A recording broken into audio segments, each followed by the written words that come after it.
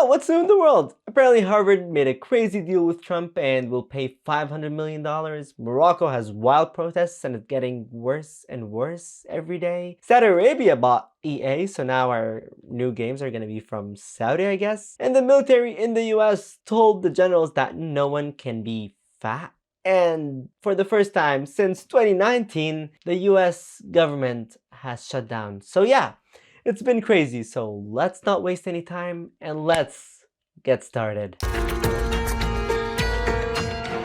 So for the first story today, the US government shut down. And I know it sounds serious, but well, you know what? It actually is serious. But what exactly is a government shutdown? Because I know you heard this word a lot and it's kind of confusing, but basically the US government needs money to run, and for that money to be approved, Congress has to agree on a budget every year. But if Congress does not agree on a budget by the deadline, the government can't spend the money and the shutdown begins. But what exactly happens during the shutdown? Well, it's going to affect the people working at the government, like the federal employees, and there are 4 million federal employees in the US. But now the US government doesn't have money to pay for them, so what's going to happen to those employees? Well, they're actually split in half. The first half are the essential workers like the military, air traffic control, border control, prison guards, doctors. So basically, those people will keep working, but they won't get paid. Like not forever, like until after the shutdown ends, and then they will get paid and probably will get paid the time that they worked before. But now there are the other half, which are the non-essential workers, like secretaries, janitors, cafeteria workers, HR. So yeah, those people are going to be sent home on something called a furlough, which means a temporary unpaid leave. So they won't work and they won't get paid until after the shutdown ends. But usually Congress passes a law afterwards to give them a back pay. But the problem this time is Trump said that many federal employees can get laid off because of this. So this is going to be a huge problem. Like I don't know how many people are going to get fired because of this government shutdown. Well, we may do a lot, and that's only because of the Democrats. And as you know, they want to be able to take care of people that have come into our country illegally, and no system can handle that. A lot of things in the US are going to stop because of this, like national parks and museums will close, visa and passport processing will stop, federal agencies like NASA and environmental protection agencies will stop, and food inspection will even be delayed, and court cases will take a long time, so it will be a little bit of a mess. And the last time a government shutdown happened, by the way, it was also under Trump back in 2018. It took 35 days for the government shutdown to end. And that was the longest shutdown in the US history. And apparently it cost the US economy $11 billion and $3 billion were permanently lost. So we will see how long this shutdown will last. Maybe a day, maybe a week, maybe a month. Or maybe they're going for a new record. We will see. But still, this is crazy. Like, how can you not come up with a budget on time? Like, there's a deadline for a reason. Anyways, next story. So Saudi Arabia bought EA, you know, EA from EA Sports. It's in the game. Okay, I don't know if I did it right. But yeah, Saudi Arabia is buying EA for $55 billion, which by the way is the biggest leveraged buyout in history. And before this deal, EA was a publicly traded company in the stock market, but now it will be a private company. But thing is, this could be huge for EA Sports because recently they haven't been doing that great. Because in 2024, they cut 5% of its workforce, and in May of 2025, they laid off a few hundred more workers. They even canceled the new Black Panther game and shelved Need for Speed. They really needed that money, but the thing is, the Saudi Arabia Public Fund, which is led by the Crown Prince Mohammed bin Salman, is not the only one in this deal. Because there are two other firms from the US, one firm called Silver Lake and another firm called Affinity Partners. That is actually run by Donald Trump's son-in-law, Jared Kushner, who is married to Ivanka Trump. So yeah, this will be a huge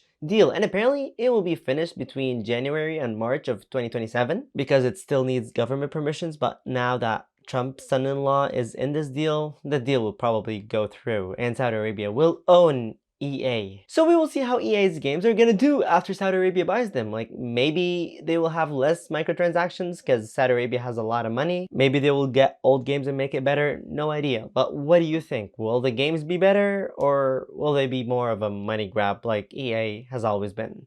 Let me know what you guys think and let's go to the next story. So people in Morocco are fed up with the government and they're protesting a lot. But what actually started the protests is a really sad story. Because in early September, at a public hospital in a city in Morocco called Agadir, 8 pregnant women died while giving birth. Like, that shows how bad the public health system is in Morocco. They're not spending enough money on public hospitals, but the problem is they're spending billions of dollars in sports, like they're building stadiums for the Africa Cup of Nations in 2025 and the FIFA World Cup in 2030. But again, all that while the health system is horrible. Like, it's not just the health system, education, jobs. It's really bad for young people over there. And that actually made a new youth group called Gen Z 212 to secretly organize on Discord, TikTok, Instagram, and X and have a mission to end corruption in Morocco, but also make healthcare, education, and jobs better. And on Saturday, September 27th, thousands of young Moroccans protested in the streets and they were chanting health before football. Like, they definitely got a point there. And again, they protested on Sunday and Monday, but obviously the government didn't really like that. So they sent the police and over 200 people were arrested for protesting. Actually, for protesting. But the people did not stop because they're protesting more and more because the people in Morocco are just fed up. Seriously, you cannot spend billions on stadiums while your hospitals are in horrible conditions that 8 women die while giving birth. That is seriously messed up, and hopefully it gets better soon in Morocco. Anyways, let's go to the next story. So someone told me in the comments to look up the stampede that happened in India, and I actually didn't know about it, but damn, it was really bad. But what actually happened? Well, there's that actor named Joseph Vijay Chandrasekhar in a southern Indian state called Tamil Nadu, and in 2024, he retired from acting and he started his own political party. And he wanted to be a leader in the 2026 state elections, and he told his supporters that he will have a big political rally on Saturday, September 27th, and the event was organized to fit 10,000 people. But the problem is 27,000 people showed up. And another problem is that the people were told that Vijay would come at 12 p.m. So they arrived an hour earlier in order to see him. So they arrived at 11 a.m. But Vijay actually arrived at 7:40 p.m. So the crowd waited for like 7 hours in the hot sun with little food and water. But that's not even the worst thing that happened, because when Vijay finally arrived, people became excited and started pushing forward to see him, and some fans even climbed on a tree to get a better view. But guess what happened? A branch broke and people fell onto the crowd, and that made people panic. But that's not even all, because then Vijay threw some water bottles to help the people in the crowd. But the problem is that this caused more people to rush, and that caused more panic. And when Vijay's vehicle started to leave, many fans chased after it, and the pushing turned into a stampede. And by the end of the event, at least 40 people died, including at least 10 children, 17 women, and 13 men. And over 120 people were injured and 2 in critical condition. So it was horrible. But there are people who are getting punished, like 3 people, 3 top aides of Vijay's political party, and they are getting charged for culpable homicide, which means that people died because of their actions, but it wasn't planned, or it wasn't a planned murder. And Vijay said that he will pay 2 million rupees, which is about $22,000 to each family. And the Tamil Nadu government promised 1 million rupees to each family, but still, it's a really horrible event. The problem is, stampedes like these keep happening in India because of a lack of organization, and this needs to be fixed there. But anyways, thank you for the person who told me to talk about this topic in this video, and anyways, let's go to the next story. So Harvard University made a wild deal with Trump, and Harvard will pay $500 million. It's not revealed yet where the $500 million is going, but Trump said that Harvard is paying $500 million. We're in the process of getting very close, and Linda's finishing up the final details, and they'd be paying about $500 million. Like, is the money going to the US government or an agency? Not sure. But also Harvard agreed to run trade schools to teach people things like AI, engines, and other jobs. They're going to be teaching people how to do AI and lots of other things, engines. But you're probably curious, like, why is Harvard doing all of this for Trump? Well, if you don't know, Trump and Harvard have been fighting for a while, and Trump threatened to cut off more than $2 billion in research funding for Harvard. Billions of dollars has been paid to Harvard. How ridiculous is that? Billions. And they have $52 billion as an endowment. They have $52 billion. And Harvard had lawsuits against Trump, but why is there a fight in the first place? Well, Trump is saying that Harvard is allowing anti-Semitism because Harvard is allowing protests.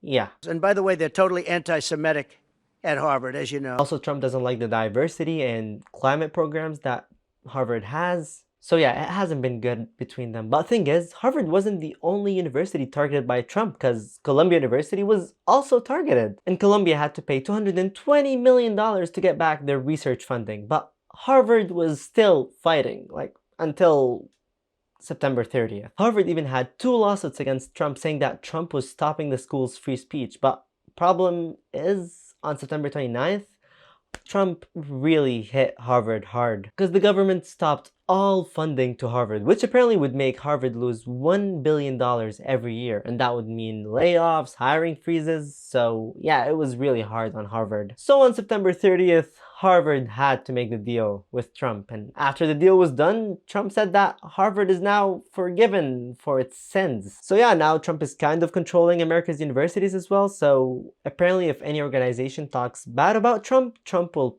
punish that organization, and yeah, that's how it will go in the US. I guess that's what they call free speech in the US now? I don't know. Anyways, let's go to the next story. So for the last one today, military generals in the US apparently can't be fat anymore. And Trump told the military that if you don't like what I'm saying, you can leave, but there goes your rank and your future. And if you don't like what I'm saying, you can leave the room.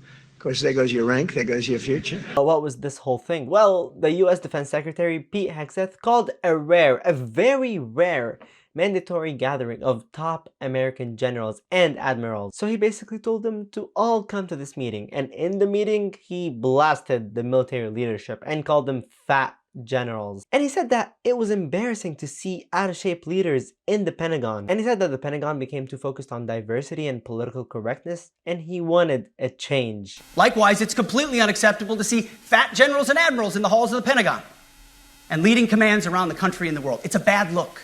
It is bad, and it's not who we are. And because of that, he announced some new rules. So now everyone in the military will be judged by the same standards, the same male standards, so there will be no different rules for men and women. There will also be no more beards allowed, and there will be a fitness test that will happen twice a year. And weight and height checks will be very strict. And he told his commanders that if you don't agree with his agenda, just resign. Today, at my direction, each service will ensure that every requirement for every combat MOS, for every designated combat arms position, returns to the highest male standard only. And then after he was done, Trump came to the stage and he started his speech with saying that if you don't like what I'm saying, you can leave, but there goes your rank and your future. He did promise full support to the military, and he said, I am with you, I support you, and as a president, I have your backs 100%. But you just feel nice and loose, okay? Because we're all on the same team. Then he talked for an hour praising America's nuclear submarines, attacking Biden for some reason, and the media, and warning the military about Venezuela. He was also warning them about illegal immigrants, and he even defended sending the US troops to US cities like Portland, LA, Chicago, even when the mayors did not want them there. But some people were worried about this event. They said that it's a little political, even though the US military is supposed to stay neutral and only loyal to the US Constitution. And people are saying that this might hurt the chain of command and drag the military into politics, but no idea. Like, what do you think? Like, was this worth it? Like, was this big enough for all those military leaders to join together just to hear this? Like, in my opinion, this could have been an email. But anyways, thank you all for watching. I love you all. Let me know what stories should I include for my Monday summary. And yeah, that's it. See you guys on Monday.